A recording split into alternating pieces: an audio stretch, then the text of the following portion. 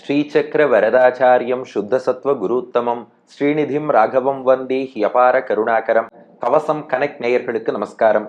பெரியாழ்வார் திருமொழி 3 9 திருமொழியின் 10வது பாசுரத்தை அனுபவிக்க நாம் மானசீகமாக ஆயர்பாடியை சென்று அடைகிறோம்.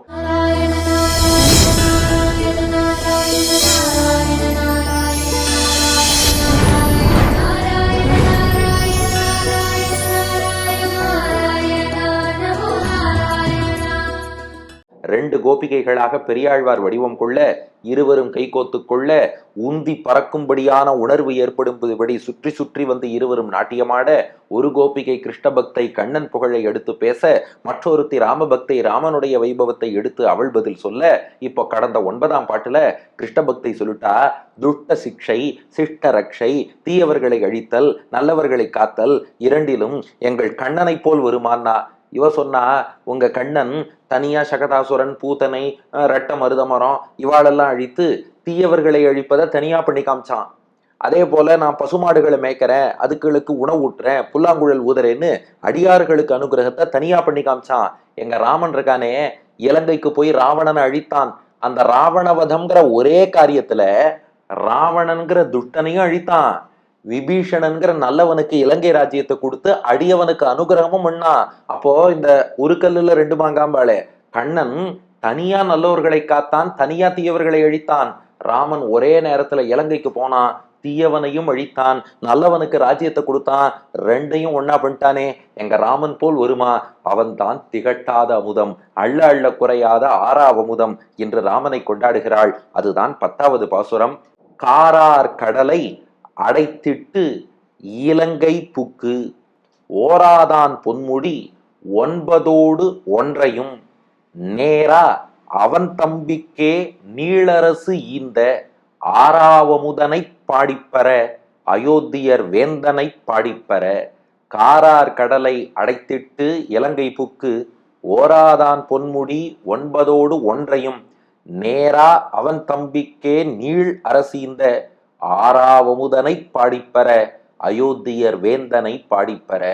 எப்படி இலங்கைக்கு போனான் ராமன்? காரார் கடலை அடைத்திட்டு, கார்னா கருப்புன்னு அர்த்தம், ஆர்னா பொருந்தி இருக்கக்கூடிய, கார் ஆர்னா கருமை நிறம் பொருந்தி இருக்கக்கூடிய கடலை, அந்த கடலை அடைத்திட்டுனா அணை கட்டி சேது பாலம் கட்டி அடைத்தான்னு அர்த்தம். கடல் கருப்பு நிறமா இருக்குமா? அப்படி நாம பார்த்தது இல்லையேன்னா தமிழ்ல இந்த பிரயோகம் உண்டு, கருங்கடல் கருங்கடல் என்று சொல்வார்கள். அதுக்காக அது பிளாக் சீ தான் அர்த்தம் இல்லை, எல்லா கடலையுமே அப்படி சொல்லுவாளாம். ஏன்னா அதுக்கு வியாக்கியானத்துல மணவாள மாமுனிகள் ஒரு விஷயம் காட்டுறார். ஒரு பொருள் ரொம்ப ஆழமா இருந்ததுன்னா நம்முடைய கண்ணுக்கு அது கருமையா தெரியுமா? கடல்ல ஆழம் அதிகமாக இருப்பதால் ஒரு பிளாக் டிஞ்ச், ஒரு கருமை நிறத்தினுடைய ஒரு சாயல் கடல்ல தெரியும். அதனால காரார் கடல் என்று ஆழ்வார் குறிப்பிடுகிறார். இன்னொரு ரசனையா சொல்லணும்னா, இல்ல கடல் நீர் என்பது நீளமா இருக்கலாம், அல்லது வண்ணமே இல்லை, கலர்லெஸ்ன்னு கூட வச்சுக்கோங்க. கருமை வண்ணம் கொண்ட ராமன் அங்க வந்து அந்த கடற்கரையில தர்பசயன பெருமாளா பள்ளி கொண்டாரோ இல்லையோ, இவருடைய கருமை நிறத்தின் பிரதிபலிப்பு பட்டு வெறும் கடல் காரார் கடல் ஆயிடுத்து அப்படின்னு நாம ரசிக்கலாம். ஆக அந்த காரார் கடலை அடைத்திட்டு அணை கட்டி அடைத்தான். வானரங்கள் கொண்டு வந்து மலை மரம் கல் பாறை எல்லாவற்றையும் அந்த கடலிலே கொண்டு வந்து போட, அதை கொண்டு வானரமாகிய நளன், அவன் தான் விஸ்வகர்மாவோட மகன். ஏன்னா அந்த ஒரு விவாதம் வேற வந்தது, ராமர் வந்து பொறியியல் கல்லூரியில் படித்து பாலம் கட்டினாரா, அதெல்லாம் கேட்டா. முதல்ல அந்த பாலத்தை ராமனே கட்டவில்லை, அதான் ரகசியம். இப்ப ராஜராஜ சோழன் தஞ்சை பெரிய கோவில் கட்டினார்னா ராஜராஜ சோழன் பொறியியல் கல்லூரியில படிச்சாரான்னு கேட்பார்களா? அவர் அதுக்கான கொத்தனாரை வச்சு கட்டியிருப்பார். அதுபோல வானர வீரனாகிய நளன், அவன் தேவலோக சிற்பியான விஸ்வகர்மாவோட மகன். அவனுக்கு இந்த ஆர்கிடெக்சர் எல்லாத்துலயும் நல்ல ஞானம் உண்டு. அந்த நளன் தான் கட்டினான். சேத்துவுக்கே நள சேத்துன்னு பேரு.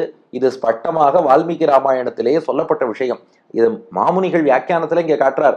அடைத்திட்டு அப்படின்னா ராமனே பண்ணான்னு அர்த்தம் இல்ல, வானர வீரனாகிய நளனை கொண்டு மற்ற வானரங்கள்லாம் கொண்டு வந்து கல்லு பாறை மரம் எல்லாவற்றையும் கடலில் போட, அதை நளன் என்பவன் அடைத்து அணைத்து ஒரு பாலமாக கட்டுகிறான். அதான் காரார் கடலை அடைத்திட்டு இலங்கை புக்கு. இந்த இலங்கைக்குள்ள அவ்வளவு எளிதில் அந்த காலத்துல யாரும் நுழைய முடியாதான். ஏன்னா முதல்ல ஜலதுர்கம்னு கடல் சூழ்ந்திருக்கும், அதுக்கப்புறம் கிரிதுர்கம்னு மலை சூழ்ந்திருக்கும், அப்புறம் வனதுர்கம்னு காடு சூழ்ந்திருக்கும். இந்த மூணையும் கடல் தான். கடலை கடக்கணும், மலையை கடக்கணும், காட்டை கடக்கணும். அதுக்கப்புறம் தான் இலங்கை மாநகருக்கே போக முடியுமா. புக்குன்னா புகுந்துன்னு அர்த்தம். இலங்கை புக்கு, அந்த இலங்கைக்குள்ளேயே புகுந்துட்டான். அப்ப அவன் எவ்வளவு பெரிய வீரனாக இருக்கணும் என்று ஒரு நிமிடம் நினைத்து பாருங்கள். அடைக்க முடியாத கடல்லையே ஒருத்தன் அணை கட்டியிருக்கான். இலங்கைக்குள்ள யாருமே நுழைய முடியாது, அவன் நுழைந்திருக்கிறான். இது நம்ம ராமாயணத்திலேயே பாக்குறோம். இலங்கைக்குள்ள காற்று வாயு தேவனே நுழையறதுக்கு பயப்படுவாராம். ராவணனுடைய தோட்டத்துல எங்கேயாவது காத்து வேகமா அடிச்சு ஒரு பூ விழுந்துருத்தோம்னா ராவணன் காற்றான வாயுவையே சிற வச்சிருவானாம். அதனால இலங்கை பக்கம் காற்றே கொஞ்சம் மெதுவாதான் போகுமா. சூரிய சந்திரர்களே இலங்கை பக்கம் போகும்போது பார்த்துதான் போவாளாம். அப்படிப்பட்ட ஊர். இரு சுடர் மீதினில் இயங்கா மும்மதில் இலங்கை. அந்த இலங்கைக்குள்ள போயிருக்கான்னா அவன் எவ்வளவு பெரிய வீரனா இருக்கணும். கடலை அடைத்தவன் எவ்வளவு பெரிய வீரனா இருக்கணும். இலங்கைக்குள் நுழைந்தவன் எவ்வளவு பெரிய வீரனா இருக்கணும். ஆனா இது உங்களுக்கும் நமக்கும் புரிஞ்சுது. ஆனால் ஓராதான், ஓராதான்னா மதிக்காதவன் அர்த்தம். யாரு? ராவணன். எதை மதிக்காதவன்? இந்த ராமனுடைய வீரத்தை மதிக்காதவன். ஓர்தல் அப்படின்னா இங்க மதித்தல்னு அர்த்தம். ஓராதான் அப்படின்னா மதிக்காதவன், டிஸ்ரெஸ்பெக்ட் பண்ணவன். கொஞ்சம் யோசிச்சு பார்க்கணும் இல்லையா? ஒருத்தன் கடல்லயே அணைகட்டி வந்திருக்கான். இந்த இலங்கைக்குள்ளேயே 70 வெள்ளம் வானர சேனையோட நுழைஞ்சிருக்கான்னா அவன் எவ்வளவு பெரிய வீரன் நினைக்கணும். காரார் கடலை அடைத்திட்டு இலங்கை புக்கு இத்தனையும் பண்ணி ராமன் வந்தால் ஓராதான், அவனை மதிக்காதவனாக எதிர்த்து போரிட வந்தான் ராவணன். அவனை ராமன் என்ன பண்ணானா, பொன்முடி 9 ஒன்றையும் அவன் தலைகளை எல்லாம் அறுத்து தள்ளினான். முடினா தலைன்னு அர்த்தம். இங்க அழகான வியாக்கியானம் பாருங்க. பொன்முடினா என்ன அர்த்தம் பண்ணலாம்? தங்கத்தலை. இல்ல, அது சரி வராது. இல்ல, பொன்முடினா தங்க கிரீடம்னு வச்சுக்கலாமேன்னு ஒருத்தர் சொன்னார். ஆனா அங்க இன்னொரு பிரச்சனை இருக்கு. அவன் கிரீடத்தை அறுத்து தள்ளினான்னு சொல்றதுல சுவாரஸ்யம் இல்லை. நன்னா யோசிச்சு பாருங்க. இது ரொம்ப நுட்பமான பாசுரம் பெரியாழ்வார் அமைச்சிருக்கார். இப்போ முடி என்ற சொல் தலையையும் குறிக்கும், கிரீடத்தையும் குறிக்கும். இப்போ பொன் முடிங்கிறது தங்க தலைய சொல்றதுன்னு வச்சுட்டோம்னா தலையே தங்கமா இருக்காது. சரி, அப்போ பொன் கிரீடம்னு சொல்லிட்டோம்னா என்ன பிரச்சனை வரும்னா, பொன் கிரீடங்களை அறுத்தான்னா கிரீடம் தானே போச்சு, ஆள் உயிரோட தானே இருந்தான்னு கேள்வி வந்துடும். அப்ப இதுக்கு என்ன பண்றதுன்னா, பொன் என்றால் தங்கம்னு அர்த்தம் இல்ல, அழகுன்னு ஒரு அர்த்தம் இருக்கான். அப்போ பொன் முடி அப்படின்னா இங்க முடினா தலைன்னு தான் அர்த்தம். பொன்முடினா அழகான தலைன்னு அர்த்தமா. ராவணனுக்கு முகத்துல தேஜஸ் எல்லாம் நன்னா தான் இருக்கு. நிறைய வேதமெல்லாம் படிச்சிருக்கான், சமகானம் பாடுவான், வீணை வாசிச்சா சிவபெருமானை சந்தோஷப்படுவார். முகமெல்லாம் அழகா தான் இருக்கு. முகம் அழகா இருந்து என்ன பண்றது? மனசுக்குள்ள தவறான காமம் என்பது ஏற்பட்டு அடுத்தவன் மனைவிக்கு ஆசைப்பட்டு அதனால அழிந்து போனான். அப்ப லட்சணம் எல்லாம் நன்னாதான் இருக்கு. வெளியில லட்சணம் இருந்து என்ன பண்றது? உள்ளுக்குள்ள லட்சியம் என்பது இருக்க வேண்டுமே, அது அவனுக்கு தவறா போயிடுது. இங்க அப்படியே வியாக்கியானம் பாருங்க. ராவணனுடைய அபிஷேக யுக்தமான அழகை உடைய தலைகளைன்ட்டர். அதனால அந்த அழகான, பொண்ணுன்னா அழகுன்னு அர்த்தம், அழகான அந்த தலைகளை எல்லாம் எப்படி அறுத்தானா? 9 ஒன்றையும். 10 தலையை அறுத்தான்னு ஒரே வார்த்தையில சொல்லலாமே. ஓராதான் பொன்முடி 9 ஒன்றையும், 9+1, 9 கூட்டல் 1 என்று அறுத்தான் அப்படின்னு ஏன் சொல்லணும்? அதுவா மாமுனிகள் அதுக்கும் வியாக்கியானம் பண்ணார். ராமனுக்கு கொஞ்சம் விளையாடணும்னு ஆசையாம். ஒரே தரையா 10 தலையா இருக்க வேண்டாம். அதனால என்ன பண்ணானா, ஒவ்வொரு தலையா ஒவ்வொரு தலையா ஒவ்வொரு தலையா ராமன் வெட்டின்ண்டே இருக்கான். இவனும் வெட்ட வெட்ட வெட்ட வெட்ட இந்த பக்கம் ஒவ்வொரு தலையா முளைச்சுட்டே இருக்கான். 9 ஒன்றையும்னா இங்க ஒரு தலை வெட்டுறான், ஒரு அம்பு போட்டு ஒரு தலை போச்சு, 9 இருக்கு. ஆனா இங்க ஒரு தலை போகும்போதே 9 ஒன்றையும், அந்த பக்கம் இன்னொரு தலை வந்துருத்தான். மறுபடியும் ஒரு அம்பு போடுறான், இங்க ஒரு தலை போறது, 9 தான் இருக்குன்னு நினைச்சா ஒன்றையும், மறுபடியும் அங்க ஒரு தலை வந்துருத்து. இப்ப ரகசியம் புரியறதா? 9 ஒன்றுன்னா என்ன அர்த்தம்னு? ஏற்கனவே இருக்கும் 9 தலைகள் இப்ப வெட்டியதால் மீண்டும் முளைத்த இன்னொரு தலை, மறுபடியும் வெட்டுறான், 9 தலைகள், மீண்டும் முளைக்கும் ஒரு தலை, மீண்டும் வெட்டுறான், 9 தலைகள், மறுபடியும் முளைக்கும் ஒரு தலை. இப்படி 9 ஒன்றையும் இப்படி வெட்ட வெட்ட முளைச்சுட்டே இருந்தது. அப்புறம் தான் ராமன் பார்த்தான், விளையாடினதெல்லாம் போதும், இவன் அழிச்சுடலான்னு ஒரே பிரம்மாஸ்திரம் போட்டான்.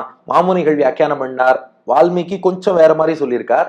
ஆனா இந்த பாட்டுக்கு ஏற்றபடி மாமுனிகள் வியாக்கியானம் பண்ணார். கடைசியா ஒரு பிரம்மாஸ்திரம் போட்டான், அது 10 தலையும் மொத்தமா வெட்டிடுத்து. அதுக்கப்புறம் தலைகள் முளைக்கவில்லை. அதனாலதான் 9 ஒன்றையும், 9 தலை பிளஸ் ஒரு தலை என்று அந்த ராவணன், ராமனின் வீரத்தை மதிக்காத ராவணன், அவனோட அழகான தலைகளை நேரா, இப்பதான் நேத்தே கேட்டிருந்தோம் இல்லையா, இந்த நேரான்னா என்ன அர்த்தம்னு. தமிழ் இலக்கணத்துல நேரா அப்படிங்கிற இந்த வார்த்தை செய்யா என்னும் வாய்ப்பாட்டு உடன்பாட்டு இறந்த கால வினையச்சம். இந்த இலக்கண குறிப்பே ரொம்ப பெருசா இருக்கு. இதை பாட்டையே நெற்று பண்ணிடலாம், இலக்கண குறிப்பை நெற்று பண்றது கஷ்டமா இருக்கு மேம்பா. செய்யா என்னும் வாய்ப்பாட்டு உடன்பாட்டு இறந்த கால வினையச்சம். நேரானா நேர்ந்துன்னு அர்த்தம். நேர்ந்து அப்படின்னா வெட்டின்னு அர்த்தம். அதனால 9ஓடு ஒன்றையும் நேரா, 9ஓடு ஒன்றையும் நேர்ந்து, 9ஓடு ஒன்றையும் வெட்டின்னு அர்த்தம். அதாவது இது தமிழ்ல என்ன பண்ணுவானா, செய்து அப்படின்னு சொல்றோம் இல்லையா, வினையச்சமா இந்த செயலை செய்து முடித்தான்னு சொல்றோம் பாருங்க, அதையே இந்த செயலை செய்யா முடித்தான்னு சொல்லலாமா. செய்யான்னா அந்த இடத்துல செய்யலைன்னு அர்த்தம் இல்ல, செய்து என்று உடன்பாட்டு இறந்த கால வினையச்சம் அப்படின்னா ஒரு காலத்தில் செய்துன்னு தான் அதை நாம புரிஞ்சுக்கணும். அதனால அது இறந்த காலம் பாஸ்ட் டென்ஸ், வினையச்சம், உடன்பாடு, அதாவது எதிர்மறை அர்த்தம் இல்ல, ஆப்போசிட் இல்ல, உடன்பாட்டு அர்த்தத்திலேயே வரக்கூடியது. அதுதான் செய்யா என்னும் வாய்ப்பாட்டு உடன்பாட்டு இறந்த கால வினையச்சம் அப்படின்னு அதை சொல்வார்கள். இப்ப மொத்தமா பாட்டை சேவிச்சு பாருங்க, அர்த்தம் புரிஞ்சிடும். காரார் கடலை அடைத்திட்டு இலங்கை புக்கு ஓராதான் பொன்முடி 9ஓடு ஒன்றையும் நேரா, அத்தனையும் நேர்ந்து எல்லாத்தையும் அழிச்சுட்டான். அழிச்சுட்டு எப்பவுமே வினையச்சம்னு போட்டுட்டோம்னா அந்த வார்த்தை முடியாது. அப்புறம் ஒரு வினைமுற்று வந்தா தானே முடியும். நேர்ந்து தலையை வெட்டி ஒரு கமா போட்டார். சரி, தலையை வெட்டின அப்புறம் என்ன பண்ணான்னா, அதே மூச்சுல துஷ்டனை அழித்த அதே மூச்சுல நல்லவனுக்கு அனுகிரகமும் என்னன்னா, அவன் தம்பிக்கே நீளரசிந்த அந்த ராவணன் தம்பியான விபீஷணன் இருக்கானே, அவன் நல்லவனா இருக்கான், தர்மத்தின் வழி நடக்கிறான், அதனால அவன் தம்பிக்கே அங்க ஒரு ஏகாரம் போட்டார் பாருங்க. ஏன்னா அந்த ராஜ்யத்தை ராமன் தான் விரும்பல. அந்த காலத்துல ஒரு ராஜா இன்னொரு ராஜாவை அழிச்சுட்டார்னா அப்படியே அனெக்சர், அந்த ராஜ்யம் தன்னுடையது என்று எடுத்துக்கொண்டு விடுவார். ராமபிரான் அப்படி பண்ணல. அவன் தம்பிக்கே, அந்த ராஜ்யத்து மேல தான் ஆசைப்படல, அவன் தம்பிக்கே கொடுத்துட்டானே, அவனுக்கே வச்சுக்கோன்னு கொடுத்துட்டானே, தான் அதில் ஆசைப்படவில்லையே. அவன் தம்பிக்கே நல்லவனாக தர்மாத்மாவாக இருப்பதால், ராமனே கதி என்று பக்தியோடு இருப்பதால், அவன் தம்பிக்கே நீயே வச்சுக்கோன்னு அந்த விபீஷணனுக்கு நீள் அரசு. இந்த நீள் அரசுன்னா என்னன்னா, மணவாள மாமுனிகள் வியாக்கியானம் பண்ணார், ராம நாமம் லோகத்துல எவ்வளவு காலம் இருக்குமோ அத்தனை காலம் இலங்கைக்கு நீதான் ராஜான்ட்டான். தான் விபீஷணன் இன்று வரை சிரஞ்சீவியா இருக்கான். இலங்கைக்கு மன்னன்னு சம்பிரதாயத்துல நாம விபீஷணனைத்தான் கருதுகிறோம். அதனால என் நாமம் எத்தனை காலம் இருக்குமோ, என் இலங்கு நாம தளவும், நீதான் இலங்கைக்கு ராஜான்னு நீள் அரசு. அதனால நீள் அரசுனா அளவுல மட்டும் பெருசுன்னு அர்த்தம் இல்லை, நீண்ட காலம். ராமநாமம் எவ்வளவு காலம் இருக்கும், எப்போதும் இருக்கும். அது போல இலங்கை ராஜ்யமும் விபீஷணனுக்கு எப்போது இருக்கும் என்று ஈந்தனா அழித்தன்னு அர்த்தம். அவன் தம்பிக்கே நீளரசிந்த அந்த நீண்ட கால ராஜ்யத்தை விபீஷணனுக்கு என்று தந்தானே. அப்போ ஒரே நேரத்துல ராவணன்கிற தீவனையும் அழிச்சுட்டான், விபீஷணன்கிற நல்லவனையும் காப்பாத்திட்டான். இந்த ராமனை போன்ற இனிமை யாருக்கு வரும்?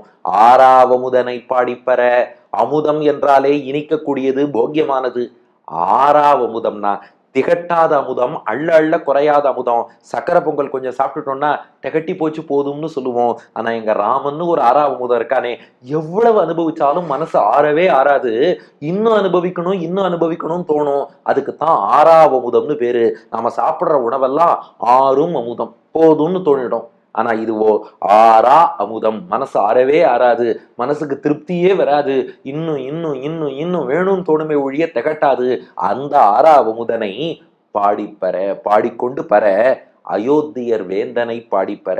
ராவணவதம் ஆனதுக்கு அப்புறம் பரதன், அயோத்தி மக்கள், வசிஷ்டர் இவா எல்லாருடைய வேண்டுகோளின்படி மீண்டும் அயோத்திக்கு ராஜாவாக பட்டாபிஷேகம் பண்ணி கொண்டானே அயோத்தியர் வேந்தனாகிய பட்டாபிராமன், அவன் புகழை பாடிப்பெறங்கிறது பாட்டின் பொருள். காரார் கடலை அடைத்திட்டு இலங்கை புக்கு ஓராதான் பொன்முடி 9ஓடு ஒன்றையும் நேரா, அவன் தம்பிக்கே நீளரசி இந்த ஆறாவமுதனை பாடிப்பெற, அயோத்தியர் வேந்தனை பாடிப்பெற.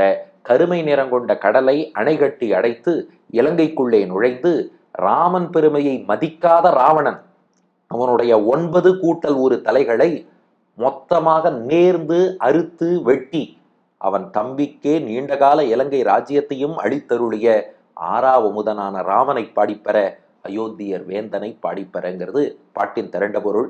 அடியன் வழங்கும் ஆங்கில வடிவம். Bridging the dark sea, entering into the Lanka, destroying the 9+1 heads of Ravana who disrespected Rama's valor, and giving the kingdom of Lanka to Vibhishana for a long time.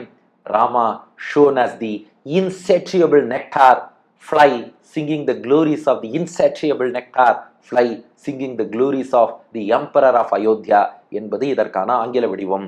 இப்ப இவ ராமன் பெருமையை சொன்னா உடனே அந்த பெண் சொன்னா, ஏண்டி நாம சண்டை போட்டுக்கணும், ராமனும் அவர் தான் கண்ணனும் அவர் தான்.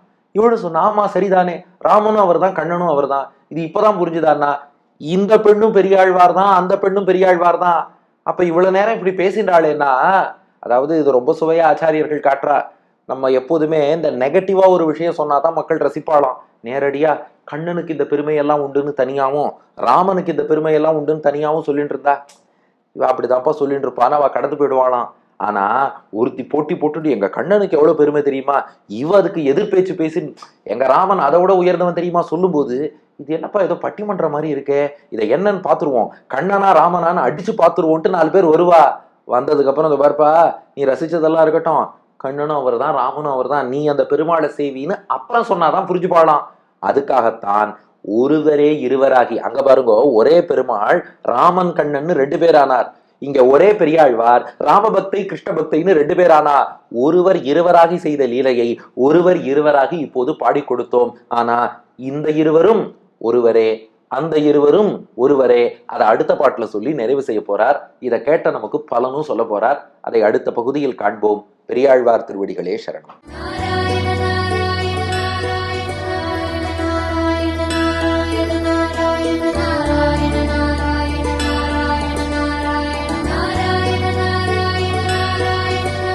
காரார் கடலை அடைத்திட்டு இலங்கை புக்கு ஓராகான் பொன்முடி 9 காரார் கடலை அடைத்திட்டு இலங்கை புக்கு ஓராகான் பொன்முடி 9 நேரா அவன் தம்பிக்கே நீளர செய்த ஆராவமுதனை பாடிப்பர அயோத்தியர் வேதனை பாடிப்பர நேரா அவன் தம்பிக்கே நீளர செய்த ஆராவமுதனை பாடிப்பர அயோத்தியர் வேதனை பாடிப்பர.